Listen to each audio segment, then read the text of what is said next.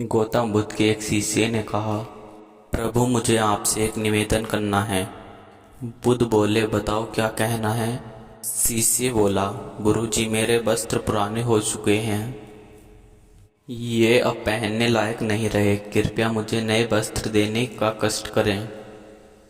बुद्ध ने शिष्य के वस्त्र देखे, वे सचमुच बिल्कुल ही बेकार हो चुके थे और जगह जगह से घिस चुके थे। इसलिए उन्होंने एक अन्य शिष्य को नए वस्त्र देने का आदेश दिया। कुछ दिनों बाद बुद्ध शिष्य के घर पहुँचे। बुद्ध बोले, क्या तुम नए वस्त्र में आराम से हो? तुम्हें और कुछ तो नहीं चाहिए?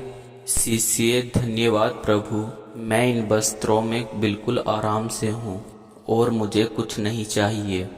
बुद्ध, अब तुम्हारे पास नए वस्त्र हैं तो तुमने पुराने वस्त्र का क्या किया? इससे अब मैं उन्हें ओढ़ने के लिए प्रयोग कर रहा हूँ। तो तुमने अब अपनी पुरानी ओढ़नी का क्या किया?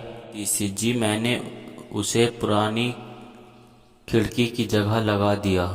बुद्ध बुद्ध, तो तुमने पुराने पर्दे का क्या किया? मैंने उसके 4 टुकड़े किए और उनका प्रयोग रसोई में गर्म पतीले को आग से उतारने के लिए कर रहा हूँ। तो फिर रसोई के पुराने कपड़े का क्या किया? शिष्य, अब मैं उन्हें पोछा लगाने के लिए प्रयोग करूँगा। तो तुम्हारा पुराना पोछा कहाँ गया?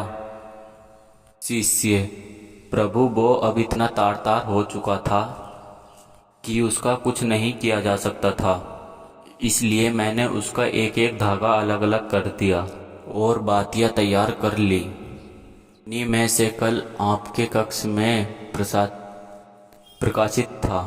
बुद्ध शिष्य से संतुष्ट हो गए।